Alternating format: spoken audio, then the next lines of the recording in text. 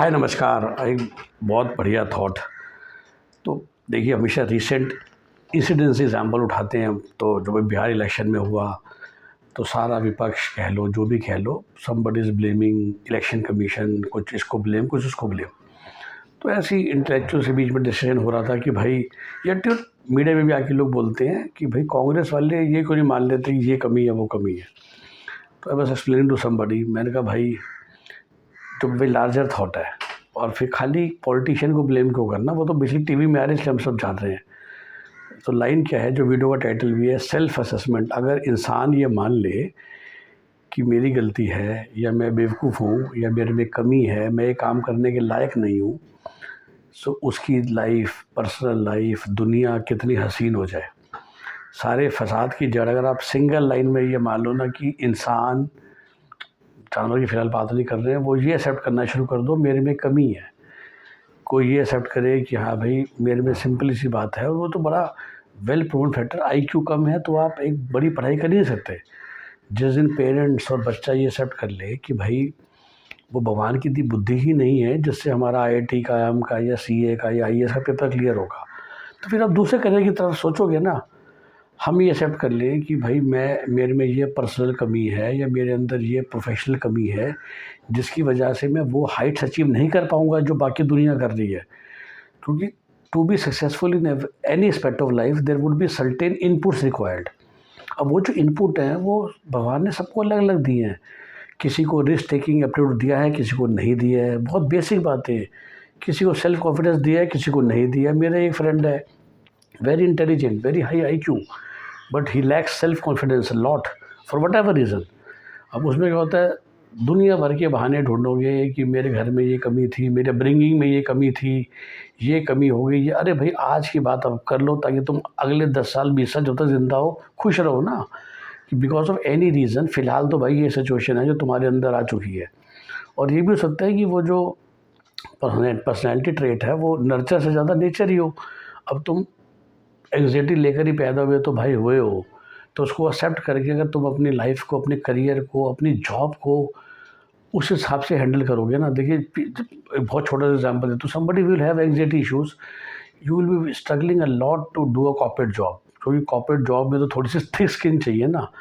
अब अगर आप बहुत ज़्यादा टची हो, बहुत ज़्यादा सेंटिमेंटल हो, बैड फीडबैक नहीं ले सकते, रॉन्ग फीडबैक नहीं ले सकते, तो कैसे आप एक कॉर्पोरेट पॉलिटिक्स में जियोगे। तो the guy is suitable more for government job, और may be a small boutique setup of your own, क्योंकि वहाँ पर आपको वो एंग्जाइटी नहीं है। तो कई मेरे को लोग कहते हैं कि जब भी बॉस का फ़ोन बजता है ना, मेरे को टेंशन हो जाती है, पता नहीं क्या बोलने वाला है। That means you have that fear of unknown quite a lot. अगर वो आपके पास है तो कैसे आप बड़ी जॉब्स कर पाओगे, कभी नहीं कर पाओगे। तो अच्छी बात है कि समय से रहकर अपनी उस कमी को एक्सेप्ट कर लो और अपना करियर को, अपनी लाइफ को वैसे चुनो। तो हर एक के ये पर्सनैलिटी ट्रेड्स है, ये professional traits, personal traits are very different. Same is politics. तो I am sure and I hope कि टीवी में आके वो बोलते हैं ये कमी है वो कमी है, लेकिन जब वो इंटरनल मीटिंग कर रहे हैं, I hope then analysing the right manner. मतलब फॉर एनी पॉलिटिकल पार्टी मैं मिक्सिंग कर रहा हूँ, क्योंकि दुनिया के सामने तो आप वो प्रिटेंड करोगे ना कि मेरे में कमी नहीं है, तुम ही कम थे। मैं तो हैरान हूँ। मतलब again one of my very close person, उसके फ्रेंड 2 बार 12th में फेल हो गया है, and what the person said, teachers मुझे जामुची फेल कर रहे हैं।